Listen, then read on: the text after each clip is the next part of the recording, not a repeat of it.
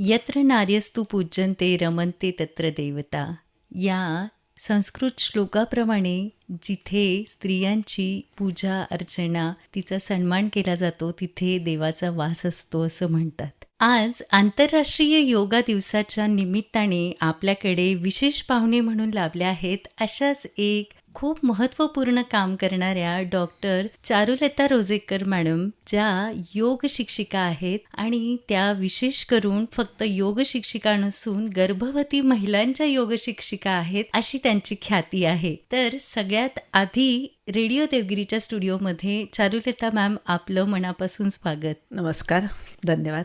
आणि जसं मी म्हणाले तसं महिलांची जिथे सन्मान विशेष कौतुकाची बाब केली जाते तिथे देवाचा वास असतो आणि त्यात तुम्ही योगसुद्धा तिथे साक्षात त्यांच्यासाठी घेता. तर हा म्हणजे अगदी कुतूहलाचा विषय आहे, कारण गर्भवती महिला आणि योग हा विचारच मुळात खूप वेगळा आहे आणि महिलांच्या बाबतीत योगा घेणं किती आवश्यक आहे हे तुमच्या विचारांमधून प्राथमिकतेने अगदी बेसिक गोष्टींमध्ये सुद्धा दिसतं की महिलांसाठी योग किती गरजेचं आहे. पण मॅम, याच्यामध्ये मला सगळ्यात आधी तुम्हाला असं विचारावंसं वाटतं की योगा करणं ह्यापेक्षा गर्भवती महिलांनी योगा करणं ही जी आजकाल नवीन निघालेली बाब आहे याविषयी आम्हाला सांगा. कारण आम्ही जेव्हापासून बघत आहोत आमच्या आजी, तुमच्या आजी, आई ह्या सगळ्याजणी कुठेही गर्भवती म्हणून, महिला म्हणून योगा करायला कधी गेल्या नाही. पण आजकालच्या आधुनिक युगामध्ये आपल्याला हा ट्रेंड सुद्धा बघायला मिळतो आहे.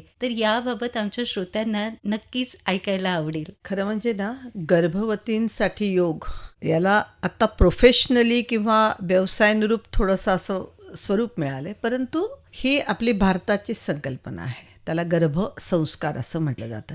आपण आपल्या पुरातन काळात बघितलेलं आहे की आपल्याकडे ही संकल्पना होती. म्हणजे जसं महाभारतामध्ये अभिमन्यूचा उल्लेख येतो, बरोबर, किंवा शिवाजी महाराज जेव्हा जिजाबाईंच्या पोटामध्ये होते तेव्हा जिजाबाईंनी संस्कार केले. म्हणून असं म्हटलं जातं की शिवबा समजून घेताना जिजाबाई समजली पाहिजे. तसंच गौतम बुद्ध जेव्हा त्यांच्या आईच्या पोटात होते तेव्हा त्यांना गर्भसंस्कार केले गेलेले होते. हे आहे पुरातन शास्त्र, परंतु त्याच्यामध्ये आणखीन काही बदल झाले आणि हा गर्भसंस्कार प्रकल्प सुरू झाला. आता स्त्रीच्या भावविश्वांमध्ये सगळ्यात महत्त्वाचा जो कठीण, नाजूक, काळजी घेणारा असा जो पिरियड असतो तो म्हणजे गर्भारपण. आणि या गर्भारपणामध्ये सगळ्यात महत्त्वाचा जो भाग असतो की स्त्री ही मनाने खूप टेन्स झालेली असते, चिंता वाढलेली असते. आता त्याच्या मागची अनेक कारणं आहेत. बघा, पूर्वी काय होतं की आपलं विवाहाचं वय जे होतं, मॅरिटल एज आपण ज्याला म्हणतो, ते कमी असायचं. म्हणजे साधारणपणे 25पर्यंत बऱ्याच वेळा चौकोन पूर्ण झालेला असतो. आता तर 30पर्यंत लग्नच होत नाही, हा एक भाग आहे. त्याच्यामुळे काय झालं की स्त्री शिक्षणाने सुशिक्षित झाली, पण ती विचाराने पण जास्त सक्षम झाली आणि त्याच्यामुळे प्रत्येक गोष्टीचं, प्रश्नाचं उत्तर तिला मिळायला पाहिजे असं तिला वाटायला लागलं. त्याच्यात आजकाल सगळी, म्हणजे बहुतेक सगळ्या स्त्रिया आर्थिक सक्षमतेकडे गेलेल्या आहेत. त्याच्यामुळे प्रत्येक स्त्री प्रेग्नंट असताना, तिथे गर्भारपण असताना, मूल पोटात असताना ती काहीतरी जॉब करत असते, कुठेतरी नोकरी करते आहे. ती त्या नोकरीचा पण तणाव वाढलेला आहे आणि तिचं वय पण वाढलेलं आहे. आता स्त्रीच्या प्रजनन संस्थेमध्ये असं आहे की 26-27पर्यंत जर बाईला बाळ झालं तर फारसे काही गुंतागुंत निर्माण होत नाही, ज्याला आपण कॉम्प्लिकेशन्स म्हणतो. ते कॉम्प्लिकेशन फारसे निर्माण होत नाही, परंतु मॅरिटल एज वाढल्यामुळे या तक्रारी थोड्या वाढल्या. बरोबर. म्हणजे स्त्रीची सगळ्याच पद्धतीने झुकायची क्षमता या पिरियडमध्ये कमी झालेली असते. वय 30 झाल्यानंतर एक परिपक्वता आलेली असते, त्याच्यामुळे ती शारीरिक पण झुकत नाही, मानसिक पण झुकत नाही. त्याच्यामुळे तिचे तणाव वाढायला लागले. तणाव वाढल्यामुळे या गर्भारपणामध्ये योगशास्त्राची गरज निर्माण झाली. आता आणखीन एक महत्त्वाचा भाग आहे की पूर्वीची आपली जीवन पद्धती थोडी वेगळी होती. खाली बसणं, उठणं, झाडू पोछा करणं हे सगळे घरीच कामं होते.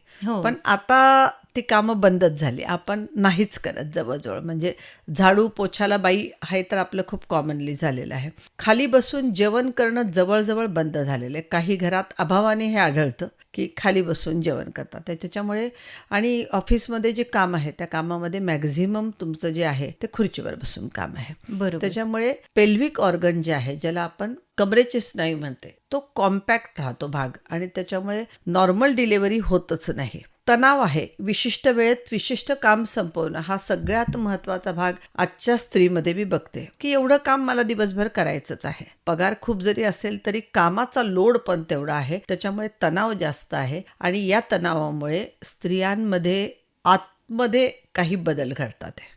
आपण पूर्वी कधी ऐकतच नव्हतो की बाळाच्या बाजूचं पाणी कमी झालं, पूर्वी ऐकतच नव्हतं असं. त्याच्यानंतर कधी कधी कामाच्या याच्यामुळे पाठदुखीचं प्रमाण आत्ता प्रचंड वाढलेलं आहे. पूर्वी इतकं नव्हतं, कारण खाली उठबस व्हायची. आता पाटकण्याचं प्रॉब्लेम खूप वाढलेला आहे. त्याच्यानंतर खुर्चीवर बसून पाय सोडून बसल्या जातात, त्याच्यामुळे पायाला सूज येणं, टाचदुखी असणं, पोटऱ्यांचे स्नायू दुखणं किंवा तिथं आम्ही त्याला व्हेरिकोज व्हेन्स म्हणतो, त्या तयार होणं, हे खूप कॉमनली येतं आणि त्याचं प्राबल्य या पिरियडमध्ये वाढतं. आणि अशा वेळी तुम्हाला जर सांगितलं की तुम्ही आता नोकरी सोडून घरी बसा, तर तिचा तणाव आणखीन वाढतो. तर तिला नोकरी पण सांभाळायची असते, तिला घर पण सांभाळायचं असतं आणि तिला आपलं बाळ पण सुखरूप पाहिजे असतं. या तणाव स्थितीमध्ये ती असते आणि म्हणून मग मानसिक शांती तिला पाहिजे असते. तिला प्रश्नाची उत्तरं पण पाहिजे असतात. म्हणजे माझं बाळ कसं असेल, माझ्या बाळाची वाढ योग्य आहे का. आता सोनोग्राफी नावाचं तंत्रज्ञान नवीन निघालेलं आहे, त्याच्यामध्ये आपल्याला बाळाची वाढ दिसते व्यवस्थित. मग प्रत्येक वेळेस जर डॉक्टरांनी सांगितलं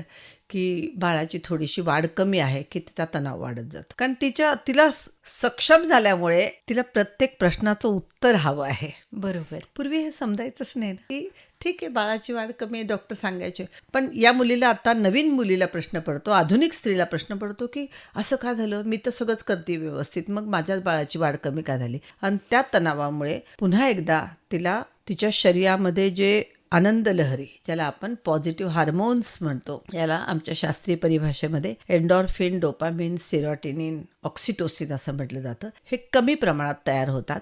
आणि मग तणावाची पातळी वाढल्यामुळे या मुलीला काहीतरी डॉक्टरांकडनं उत्तर पाहिजे असतं किंवा तिला योग शिक्षकाची गरज पडते, तिला एखाद्या आहार तज्ज्ञाची गरज पडते. आणि त्या दृष्टीने आजच्या आधुनिक युगामध्ये गर्भारपण सुसह्य होण्यासाठी आम्हाला योग शिकवावा लागतो आणि त्याला खूप चांगल्या पद्धतीने आम्हाला रिस्पॉन्स मिळतोय. अगदी खरं आहे मॅम. आपण म्हटलं तसं महिला आणि त्यातही जेव्हा गर्भावस्था तिच्यामध्ये असते तेव्हा तिच्या शारीरिक आणि मानसिक दोन्ही स्थितींमध्ये काही परिणामकारक घटना, गोष्टी घडत असतात. आंतरिक बदलसुद्धा असतात, शारीरिक बदलसुद्धा असतात आणि मानसिक बदलसुद्धा तिथे येतात. तर या दृष्टीने योग त्यांना किती उपयुक्त ठरतो? बेसिकली ना, आपल्याला हे लक्षात घ्यावं लागतं की औषधांमध्ये डॉक्टरांवर ते अवलंबून राहावं लागेल, परंतु शारीरिक आणि मानसिक स्थिती जी आहे त्याच्यासाठी मात्र आपल्याला योग करावा लागतो. जेव्हा योगाचं व्याख्या आपण बघतो तर योग हे शरीर आणि मनाचं शास्त्र आहे असं म्हटलं जातं. मग शारीरिक पातळीवर काय पाहिजे या पिरियडमध्ये, मुलीला काय पाहिजे, तर लवचिकता पाहिजे, शरीरामध्ये जडत्व नाही वाटलं पाहिजे. मग काय करावं लागतं त्याच्यासाठी? छोटे छोटे व्यायाम असतात की सूक्ष्म हालचाली म्हणतो, नुसती पायांची बोटं हलवणं, घोटे हलवणे, घोट्याचं रोटेशन करणं, मनगट गोल फिरवणं, खांद्याचे व्यायाम करणं, मानेचे व्यायाम करणं, हे छोटे छोटे जे व्यायाम असतात ना, त्याच्यामध्ये पण तिच्या शरीरामध्ये लवचिकता निर्माण होते, शरीरामधला ताठरपणा कमी होतो आणि तिला बरं वाटायला लागतं. मानसिक पातळीवरती याच्यामध्ये मी आत्ता उल्लेख केलेला होता की हार्मोनल इम्बॅलन्स होतं या पिरियडमध्ये. बरोबर. आणि अचानक मुलगी एकदम छान असते बाबा, चिडचिडेपणा खूप वाढतो, एकदम रडायला लागतो. मुली म्हणजे असं बोलता बोलता, मॅडम मला समजतंय हो, मला रडायचं नाही पण मला रडू येते खूप, मला कंट्रोलच होत नाहीये. मग कधी कधी डिप्रेस्ड होतात. म्हणजे डिप्रेस्ड म्हणजे काय होतं, उदासीनता खूप यायला लागते. कसे जातील हे दिवस, कसे संपतील हे दिवस, म्हणजे एकदम वर्स्ट असे वेगळे वेगळे विचार त्यांच्यामध्ये, उदासीनता खूप यायला लागते यांना. झोप येत नाही रात्रीची शांत.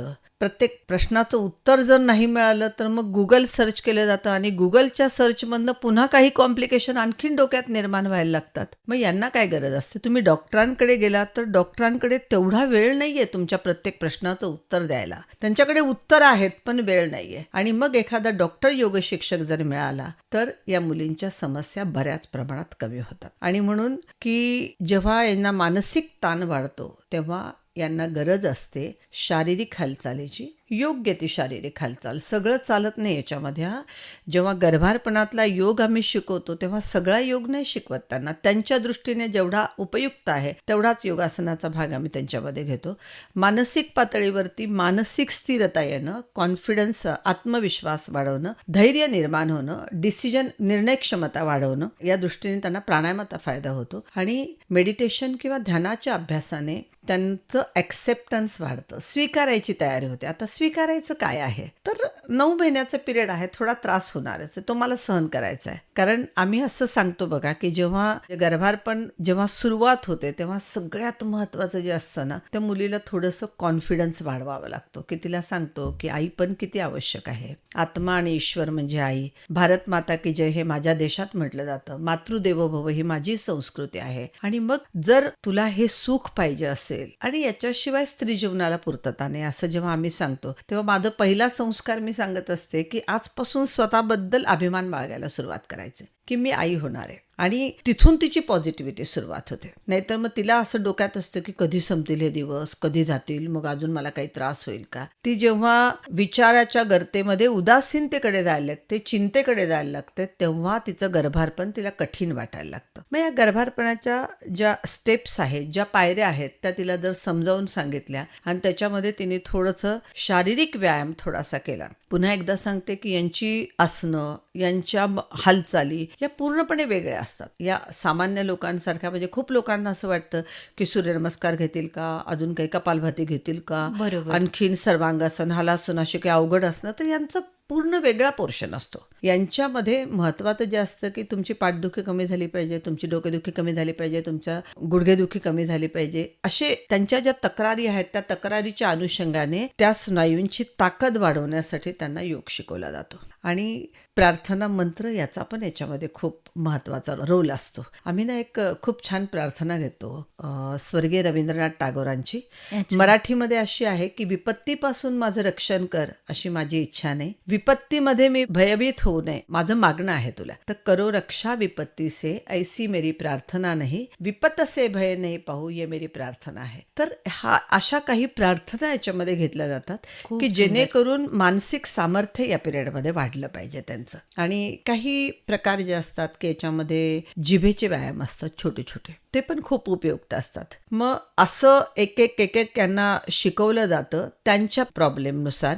आणि मग त्यांची हा जो 9 महिन्याचा प्रवास त्यांचा आहे हा उत्सव म्हणून साजरा करा असं त्यांच्या डोक्यामध्ये आम्ही जेव्हा भरवतो, त्याच्यासाठी काउन्सिलिंग, समुपदेशन हा महत्त्वाचा भाग असतो. आणि ते जर लक्षात आलं तर त्या मुलीचा हा पूर्ण प्रवास खूप सुखदायी होतो. आत्ता तुम्ही जसं म्हणाल्यात की हा 9 महिन्यांचा काळ, गर्भवती म्हणूनचा जो काळ आहे तो उत्सव म्हणून साजरा झाला पाहिजे. आणि आजकाल आपल्याला हेच बघायला मिळतं. खरं तर पहिल्या बायका ही एक नैसर्गिक अवस्था आहे आणि बाई पण आहे असं समजून त्याच्याकडे त्या मानसिकतेने बघून तेवढं प्रगल्भता दाखवायच्या. पण आजकाल मात्र ह्याला थोडंसं आजारपणाचं स्वरूप प्राप्त झालंय की मी गर्भवती आहे म्हणजे मला काहीतरी वेगळं त्रासातून जायला लागणार आहे अशी थोडीशी मानसिकता तिथे तयार होत आहे. आणि त्या काळात त्यांना जरी तुमच्यासारख्या योग शिक्षिका भेटल्या तर मात्र त्यांचा हा काळ अतिशय सुलभ गतीने आणि अतिशय व्यवस्थित पद्धतीने योग्य हातात असा हाताळला जाईल असं मला वाटतं.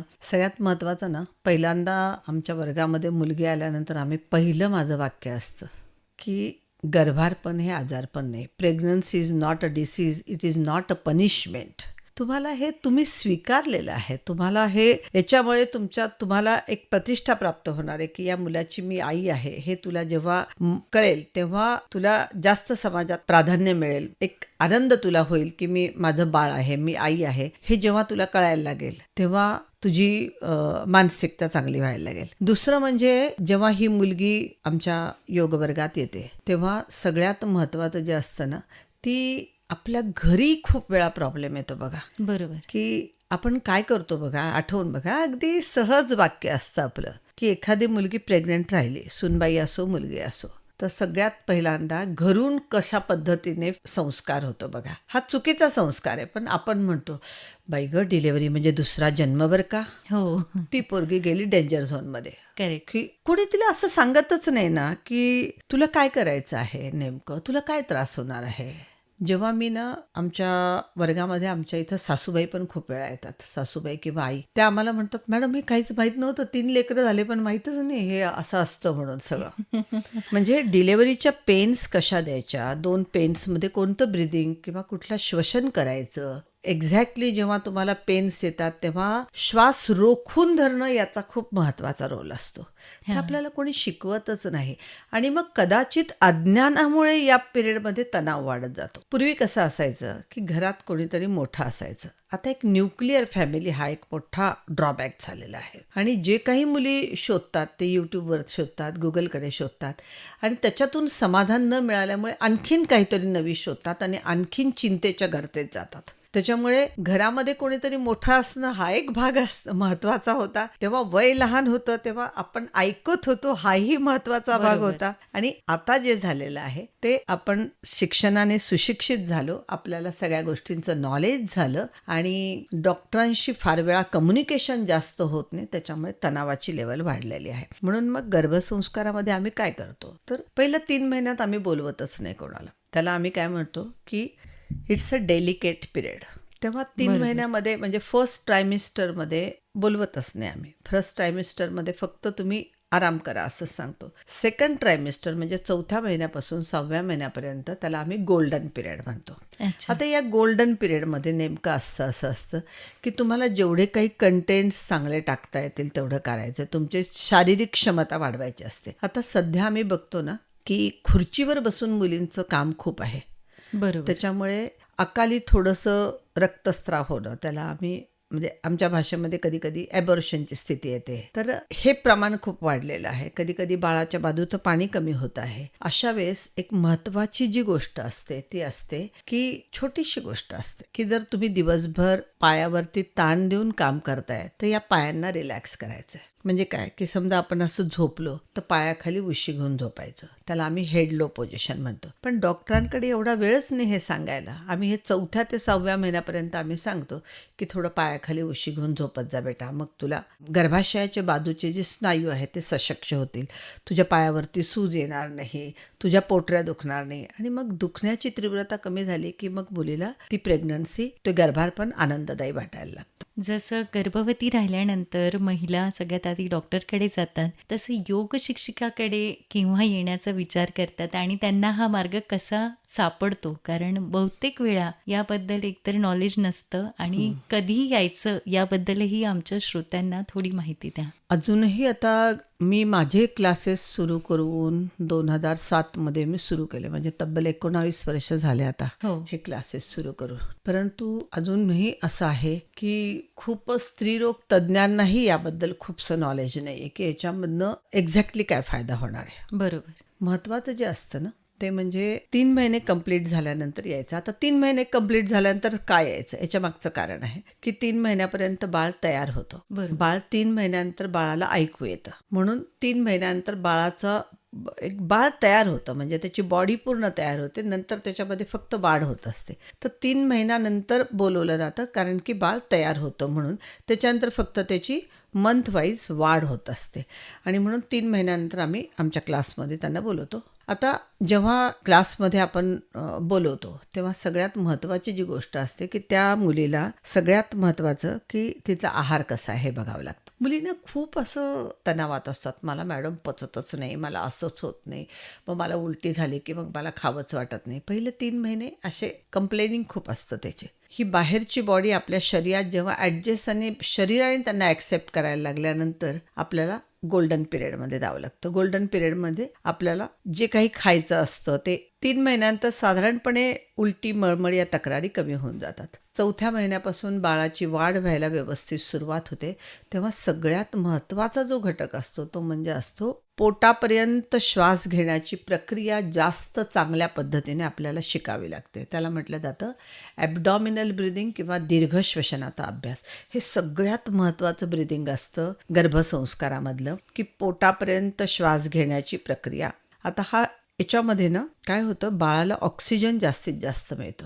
अच्छा. आपण ऑक्सिजन इन्हेलेशन कॅपॅसिटी वाढवावी लागते. खूप मुलींना ना आजकाल आम्ही बघतो की बाळाकडे ब्लड सप्लाय व्यवस्थित नाही आहे आणि बसण्याची आपली स्टाईल अशी आहे त्याच्यामुळे आम्ही बऱ्याच रक्त संचलन व्यवस्थित होणाऱ्या काही गोळ्या आम्ही तुम्हाला चालू करतो. त्याला इकोस्पिरिन वगैरे टॅबलेट म्हटलं जातं. तर अच्छा. त्याच्याऐवजी आम्हाला एक डीप ब्रिदिंगचा अभ्यास मुलींना शिकवावा लागतो. म्हणजे अगदी सिम्पल टेक्निक असतं की पोटाचा म्हणजे पोटापर्यंत श्वास घ्यायचा, जेवढा जमतंय तेवढं पोट एक्सपांड करायचं आणि मग हळूहळू रिलॅक्स करायचं. हे नॅचरल प्रोसिजर आहे, पण ती पर्पजली आपल्याला आणखीन पोटाची ताणन क्षमता कशी वाढवता येईल यासाठी करावी लागते. आणि हे केलं की सगळ्यात जास्त आम्हाला रिझल्ट मिळायला लागतात. म्हणजे गर्भाच्या बाजूचं पाणी व्यवस्थित होणं, गर्भाची वाढ व्यवस्थित होणं, PI रेजिस्टन्स नावाचा एक भाग असतो, म्हणजे बाळाकडे ब्लड सप्लाय व्यवस्थित झाला पाहिजे, हे त्याच्यामुळे व्हायला लागतं. आणि मग तिसरा टप्पा जो असतो ना, त्याच्यामध्ये आम्ही तयारी करून घेतो नॉर्मल डिलिव्हरीच्या दृष्टीने बॉडीचं प्रिपरेशन करण्यासाठी. म्हणजे पहिल्या टप्प्यात आम्ही बोलवतच नाही तुम्हाला. बोलवतच नाही. बरोबर. आता आपल्या शहरामध्ये ना हा प्रश्न राहिलेला नाही आहे. आपल्या शहरामध्ये बहुतेक सगळ्यांना माहिती आहे की गर्भसंस्कारामध्ये रिझल्ट चांगले येतात, त्याच्यामुळे इथले डॉक्टर्स पाठवतात. पण तरीही बाहेरगावच्या लोकांना याच्या बाबतीत खूप शंका असते की योग शिक्षकांकडे पाठवायचं का नाही, काही अपाय तर होणार नाही ना, काही वेगळी आसनं केली तर बाळाला दुखापत होईल का, असे मनात शंका असतात. परंतु योग्य वेळ जी असते ती 4थ्या महिन्यापासून 9व्या महिन्यापर्यंत कधी पण गर्भसंस्काराच्या वर्गाला तुम्हाला पाठवता येतं. जसं तुम्ही म्हणाल्या तसं आपण 3 काळांमध्ये हा सगळा गर्भावस्थेचा भाग महिलांचा घेत असतो. पहिले 3 महिने आपण बोलवत नाही, परंतु मधले 3 महिने जे आहेत, जो गोल्डन टाईम तुम्ही सांगितलात, गोल्डन पिरियड जो सांगितलात, त्यामध्ये कुठली आसनं करणं सर्वोत्तम आहे गर्भवती महिलेसाठी? आता 4थ्या आणि 5व्या महिन्यामध्ये ना एक आमच्याकडे काही जोखीम म्हटलं जातं. आम्ही म्हणतो की बाळाची वार खाली आहे किंवा काही कारणामुळे गर्भाशयाच्या मुखाला टाका दिलेला आहे. अशा वेळेस आसनांचा क्रायटेरिया बदलतो. अच्छा. याच्यामध्ये नॉर्मली 4थ्या 5व्या 6व्या महिन्यामध्ये पाठदुखी कंबरदुखी कमी करणं, पायावरती सूज कमी करणं, पायाची स्ट्रेंथनिंग वाढवणं, याच्यासाठी सोपे सोपे व्यायामाचे प्रकार असतात. त्याच्यामध्ये एकपाद उत्तानपादासन, सेतुबंधासन, मर्कटासन, तानासन, एवढी 4च आसनं आम्ही घेतो. आणि बाकी मग काही जॉईंट एक्सरसाइज घेतो. आणि मग 7व्या 8व्या 9व्या महिन्यात मात्र जर कुठल्याही प्रकारची जोखीम नसेल, म्हणजे सगळं व्यवस्थित आहे, तर मग नॉर्मल डिलिव्हरीच्या दृष्टीने बॉडीचं प्रिपरेशन करण्यासाठी आसनांचा वेगळा संच. म्हणजे 4थ्या 5व्या 6व्या महिन्यामध्ये आसनांचं स्वरूप वेगळं असतं, 7व्या 8व्या 9व्या महिने आसनाचं स्वरूप वेगळं असतं. आता जसं तुम्ही सांगितलं तसं ह्या विशिष्ट कालावधीमध्ये किंवा 4थ्या महिन्यापासून 9व्या महिन्यापर्यंत जेव्हा महिला योग करतात, तेव्हा त्यांनी कुठली काळजीसुद्धा घेतली पाहिजे? नाही, काळजी घ्यायची म्हणजे काय की याच्यामध्ये तुम्हाला काय समस्या आहे हे फार महत्त्वाचं आहे. म्हणजे आम्ही सांगतो की तुमचं BP आहे का, तुम्हाला आजकाल हाही प्रॉब्लेम खूप फेस करतो आम्ही. प्रत्येक बॅचमध्ये प्री डायबिटिक पेशंट असतात आमचे. म्हणजे अच्छा. गर्भारपणामध्ये मधुमेह होतो, गर्भारपणामध्ये थायरॉईड होतो, गर्भारपणामध्ये ब्लड प्रेशर वाढतं. ह्यांना आम्ही जोखीमचे पेशंट म्हणतो, हाय रिस्कवाले पेशंट. मग या हाय रिस्कमध्ये आम्हाला थोडे वेगळे प्रकार घ्यावे लागतात. त्याच्यामध्ये त्यांचा प्राणायामावरती भर जास्त द्यावा लागतो, कारण हे मनाशी संलग्न आहे सगळं. हो. म्हणजे BP वाढणं, थायरॉईड वाढणं, शुगर वाढणं, ह्याचा मनाशी संबंध आहे. त्याच्यामुळे त्यांना प्राणायाम जास्त घ्यावा लागतो, प्राणायाम आणि मेडिटेशन. आणि त्यांना कॉन्फिडन्स द्यावा लागतो की बेटा तू हे कर, मग तुझं नक्की कंट्रोलमध्ये येईल. तू नाही जर केलं तर हे वाढण्याची शक्यता आहे. आणि मग तिला तशा पद्धतीने काउन्सिलिंग केलं ना की मग ती मुलगी ते करायला लागते आणि 100% छान रिझल्ट येतात आम्हाला त्याच्यामध्ये. आणि आता जसं आपण बोललो की 7व्या ते 9व्या महिन्यापर्यंत जेव्हा खऱ्या परीक्षेला बसायची वेळ असते, 9व्या महिन्यामध्ये जेव्हा तुम्हाला प्रसूतीसाठी स्वतःचं शरीर तयार करायचं असतं, तेव्हा कुठल्या योगासनांद्वारे आपण त्यांचं लेबर प्रिपरेशन किंवा प्रसूतीपूर्व काळ तयार करतो, त्यांची कॉन्फिडन्स लेवल त्यासाठी वाढवतो, याबद्दल पण आम्हाला आता सांगा. गंमत अशी असते ना की 9व्या महिन्यात परीक्षा आहे हे माहीत असतं सगळ्यांना, हो. पण परीक्षेची डेट कोणालाच माहीत नसते. आम्ही सोनोग्राफीने खूप डेट काढून देतो तुम्हाला, परंतु अगदी खरं आहे. वरती जेव्हा निसर्ग. ठरलेला असतो पेपर, तो कोणालाच माहीत नसतो कधी पेपर येणार आहे म्हणून. अगदी खरं त्याच्यामुळे प्रिपरेशन आपल्याला 7व्या 8व्या महिन्यापासून करावं लागतं. म्हणजे सराव परीक्षा सुरू होते 7व्या 8व्या महिन्यापासून. आणि मग याच्यामध्ये सगळ्यात महत्त्वाचं जे असतं की आसनांचा एक पॅटर्न आहे, त्याला आम्ही पेल्विक रिजनच्या एक्सरसाइज म्हणतो. म्हणजे आपले कमरेचे स्नायू रिलॅक्स होण्यासाठी त्याची लवचिकता वाढवण्यासाठी काही आसनांचे प्रकार आपल्याला करायला लागतात. त्याच्यामध्ये एक झोपून भद्रासन नावाचा एक प्रकार असतो, तितली पोज नावाचा एक प्रकार असतो, फुलपाखरू पोज. हो. त्याच्यानंतर जानुस्कंधासन नावाचा एक प्रकार असतो. हा म्हणजे एक्झॅक्टली डिलिव्हरीची पोझिशन असते. हे जानू म्हणजे गुडघा आणि स्कंध म्हणजे खांदे. अच्छा. म्हणजे गुडघे आणि खांदे जवळ घेतले की पेल्विक रिजनचा भाग मोठा होतो आपला आणि नॉर्मल डिलिव्हरीच्या दृष्टीने आपल्या शरीराचं तयारी व्हायला सुरुवात होते. त्याच्यामुळे जानुस्कंधासन हा एक सगळ्यात महत्त्वाचा भाग असतो याच्यामध्ये. म्हणजे 3 ते 4 आसनं खूप महत्त्वाचे असतात त्याच्यामध्ये, की जानुस्कंधासन, भद्रासन, तितली पोज किंवा फुलपाखरू पोज आणि एक अनंतासन नावाचं एक आसन असतं. ही 4 आसनं खूप महत्त्वाची असतात आणि ते जर व्यवस्थित केलं ना तर मग हळूहळू आपल्याला डिलेव्हरीच्या दृष्टीने, बाळंतपणाच्या दृष्टीने जी शारीरिक आणि मानसिक तयारी असते ती व्हायला लागते. सगळ्यात प्रॉब्लेम कुठे असतो की आपले कमरेचे स्नायू आता जखडलेले आहेत. पूर्वी कसं व्हायचं, खाली बसून पोछा मारणं, हे करणं. पण गंमत अशी आहे ना, माझ्याकडे काही सासूबाई म्हणतात तिला पोछा मारायला लावू का? मग तिला पोछा मारायला लावलं की तिला वाटतं की अरे आपल्याला शिक्षाचे काय की मानसिक बरोबर. तिचं हे व्हायला लागतं. अरे सगळ्यांना तो नाही पोछा मारायला, मलाच एकटीला पोछा मारायला, ती अगदी खरं. आणखीन डिस्टर्ब व्हायला लागते की किती कठीण काम आहे हे. त्याच्यामुळे मी म्हणत असते सासूबाईंना की नाही, पोछा बिछा नका मारायला लावू, वो करेंगे जो. म्हणजे तिने ती आसनं करते ते करू द्या. नाही तर तिचा मानसिक सेट जर बदलला ना म्हणजे तर मग गडबड होऊन जाते. बघण्याचा दृष्टिकोनच बघण्याचा दृष्टिकोन बदलून जातो. मग तिला असं वाटायला लागलं की ही शिक्षा आहे काय आपल्याला. त्याच्यामुळे जे काही या 3ऱ्या टप्प्यामध्ये करायचं असतं ते फक्त कमरेच्या सांध्याची लवचिकता वाढवणं या दृष्टीने करावं लागतं आणि त्याच्यामध्ये सातत्य खूप महत्त्वाचं आहे. मी असं तोंडी सांगते तुम्हाला की जानुस्कंधासन करावं लागतं हे, पण ते रोजच्या रोज जर केलं तर त्याचे रिझल्ट तुम्हाला मिळतात, अदरवाईज नाही मिळत. चारुलता मॅम, आपल्याला जवळपास 20 वर्ष झाली आहेत आपण गर्भवती महिलांच्या गर्भसंस्कारांचे क्लासेस घेता. तर ह्यातला सगळ्यात आठवणीत राहिलेला प्रसंग किंवा अनुभव आमच्यासोबत शेअर करा. आतापर्यंत 11,223 ओहो. गर्भवतींना आम्ही मार्गदर्शन केलं. आठवणीत राहणाऱ्या खूप गोष्टी आहेत, पण काही गोष्टी ज्या माझ्या आठवणीत राहिल्या, तर आता काय होतं ना की IVF प्रेग्नन्सी खूप असतात. हो. IVF प्रेग्नन्सीमध्ये बऱ्याच वेळा जुळी मुलं होतात. फार प्रयत्नाने ही राहिलेली असतात. कधी 2 IVF फेल झालेले असतात. मग ती 8-10 लाख रुपये खर्च करून ती मुलगी जेव्हा गर्भसंस्काराला येते तेव्हा तिच्या डोक्यात विचार असतो की मला काही प्रॉब्लेम येईल का, कारण तिच्या डोक्यात फिक्स असतं की मला आता फुल बेड रेस्ट करायची आहे. हो. तर असंच झालं की एक मुलगी आली, पोटात 2 बाळं, आणि माझी जुनी स्टुडंट होते ती विद्यार्थी, आणि ती म्हटली की मॅडम मला यायचंच आहे. आता दर बॅचला आमच्याकडे जुळे मुलांची असतेच, म्हणजे असं काही नाही होत की जुळे नसतात. दर बॅचला आमच्याकडे 4-5 मुली तरी जुळ्या असतातच, IVF प्रेग्नन्सीवाल्या असतात. पण त्या मुलीला डॉक्टरांनी असं सांगितलेलं होतं की बाळाची वाढ अतिशय कमी आहे पोटामध्ये, आपल्याला मे बी 7व्या-8व्या महिन्यातच दोन्ही बाळं बाहेर काढावी लागतील, कारण अच्छा. बाळाची ग्रोथ होत नाही व्यवस्थित.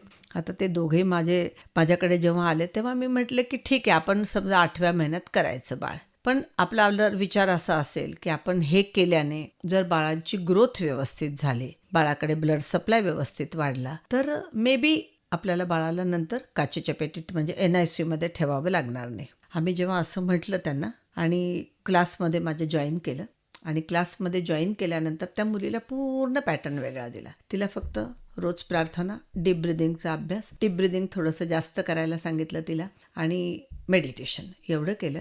आणि मिरॅकली असं झालं की म्हणजे मला तर त्या गायनेकॉलॉजिस्टनीच कॉल केला होता. एका बाळाचं वजन निघालं 2700 ग्रॅम आणि दुसऱ्या बाळाचं निघालं 2250 ग्रॅम. अच्छा.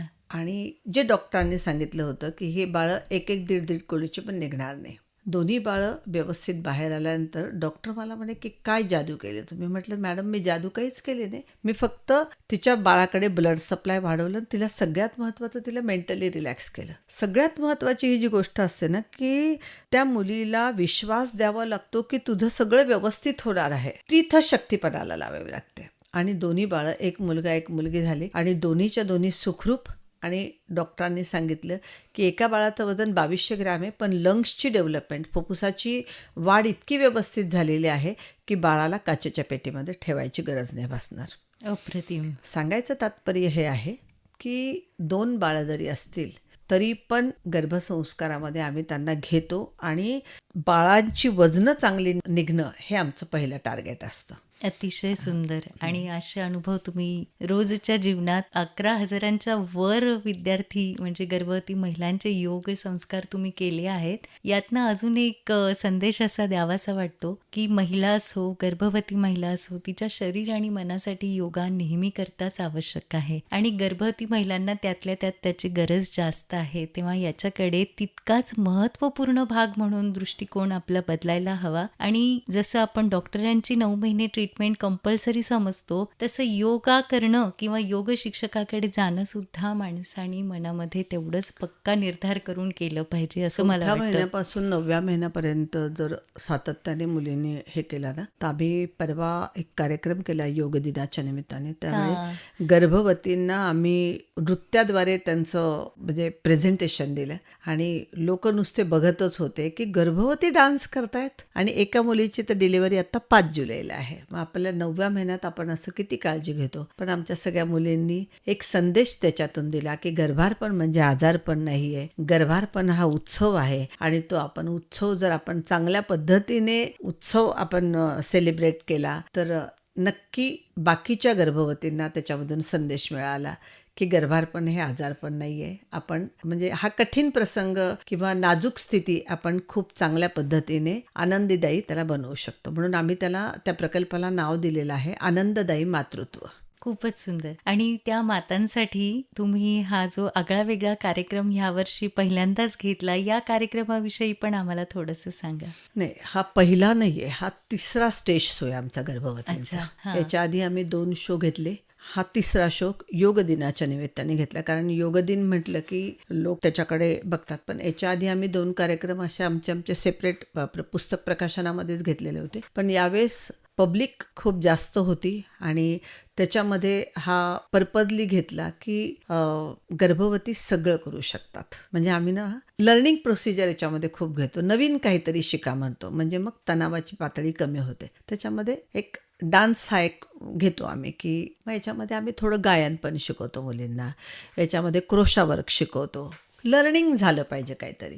त्याच्यामध्ये एक मंडला आर्ट नावाचा एक प्रकार शिकवतो, एक फेस योगाचा नवीन प्रकार घेतो आणि बाकी डॉक्टरांशी लेक्चर घेतो. त्याच्यामुळे हे गर्भारपण सोपं जातं आणि त्याच्यातून मुलींची कॉन्फिडन्स वाढते आणि त्या आत्मविश्वासाचंच एक प्रतीक होतं की या सगळ्या मुलींनी तब्बल 400-450 पब्लिक समोर हा त्यांचा स्टेज शो परफॉर्म केला. की आम्ही म्हटलं बाई पण भारी देवा, त्याच्यापेक्षा आई पण भारी देवा, असा आम्ही त्याच्यामध्ये संदेश दिला त्याच्यात. अगदी सुरेख. कारण गर्भावस्थेमध्ये जेव्हा एक महिला असते, तो भाग जो असतो तिच्या आयुष्याचा, तिला कुठेतरी एक लाजेची भावना किंवा कुठेतरी कमीपणा सुद्धा वाटत असतो आणि त्या काळात जर ती स्टेजवर स्वतःला परफॉर्मन्स देण्याइतकी सक्षम बनवू शकली तर निश्चितच पुढचा प्रवास सुद्धा ती अतिशय आनंदाने पेलू शकणार आहे. आणि याच्या निमित्तानेच मला अजून एक विचारावंसं वाटतं, तुम्ही इतक्या विद्यार्थिनींना आतापर्यंत गर्भसंस्कार दिले आहेत, तर आपल्या मुलाखतीच्या माध्यमातून सगळ्या श्रोत्यांना आपण काय संदेश द्याल? नाही, स्त्रियांच्या भावविश्वामध्ये म्हणजे कुमारावस्था ज्याला आम्ही मेनार्की म्हणतो, मग प्रेग्नन्सी आणि मग मेनोपॉज, या तिन्ही टप्प्यामध्ये आम्हाला योग करावा लागतो. म्हणजे नुसतंच असं म्हणून चालत नाही की याच्यात औषधी घेऊयात, असं घेऊयात. पण सगळ्यात महत्त्वाचं की या स्थितीमध्ये तुम्हाला शरीर आणि मनाने तंदुरुस्त राहावं लागतं आणि त्याच्यामध्ये योगाशिवाय पर्याय नाही आहे. योग हे एक माध्यम आहे की आम्ही असं म्हणतो की वाय फॉर यंग म्हणजे योगाने तरुण राहतो, ओ फॉर ऑक्सिजन म्हणजे प्राणवायूची क्षमता आपण वाढवतो, जी फॉर गुड गॉड अँड गुरु म्हणजे तुम्हाला योग करायचा तर योग्य गुरु मिळायला पाहिजे, तुमची श्रद्धा पाहिजे आणि थोडं ग्लॅमर पण आहे, म्हणजे मी योग करते असंही एक वाटतं पाहिजे. आणि ए फॉर ॲक्सेप्टन्स, तर काही गोष्टी होणार आहे त्रास, कधी कधी पायावर सूज येणार आहे, कधी कधी डोकं दुखणार आहे, कधी कधी मळमळ उलटी होणार आहे, त्याला स्वीकारायचं आणि मग आपला हा प्रवास सुखकारक व्हायला लागतो. खूप सुंदर मॅम. तुम्ही जे काम करत आहात त्याची सध्याच्या समाजाला नितांत गरज आहे आणि तुम्ही घेतलेले हे पाऊल ज्या 20 वर्षांमध्ये महिला तुमच्या हाताखालून गेल्यात, निश्चितच त्या तुमच्या अजून पुढे या सगळ्या गोष्टी पुढे नेण्यामध्ये मदतच होणार आहे किंवा संवर्धन या गोष्टींचं होणार आहे. या आहेत डॉक्टर चारुलता रोजेकर मॅम, ज्या गर्भवती महिलांच्या गर्भसंस्कारांवर गेल्या 20 वर्षांपासून आपल्या शहरातील छत्रपती संभाजीनगरमधील सर्व गर्भवती महिलांना मदतीचा हात देत आहेत, योग्य ते मार्गदर्शन करत आहेत. मॅम, खूप खूप आभार की आपण आपला अमूल्य वेळ रेडिओ देवगिरीच्या श्रोत्यांना दिला आणि आज योग दिनाच्या ह्या योगा सप्ताहानिमित्त तुमच्याकडून ह्या अनुभवांची जी प्रचिती आम्हाला आली ती ऐकून आम्ही पण अतिशय भारावून गेलो आहोत आणि नक्कीच आम्ही सुद्धा ह्या योगाला आमच्या या मुलाखतीच्या माध्यमातून पुढे नेणार आहोत. हे एक माध्यम आहे की याच्यामुळे अनेक लोकांपर्यंत आपल्याला पोहोचता येतं आणि याच्यातून काही लोकांना उपरती झाली की नाही, गर्भारपण हे आजारपण नाही आहे, आपण थोडासा जेव्हा प्रॉब्लेम आहे ना तेव्हा सोल्युशन आहे, हे जेव्हा लोकांना समजायला लागतं की नुसतंच पूर्ण 9 महिने कसे जातील दिवस याच्यापेक्षा थोडं जर हे लोक योगाकडे आले तर त्यांच्या बऱ्याचशा समस्या कमी होऊ शकतील. आज मला इथं तुम्ही बोलवलं आणि योग दिनाच्या निमित्ताने गर्भवती मातांपर्यंत हा जर प्रोजेक्ट पोहोचला, आमचा प्रकल्प पोहोचला, तर मला असं वाटतं की या योग दिनाचं फलित झालंय असं मी समजेल. धन्यवाद. धन्यवाद मॅम.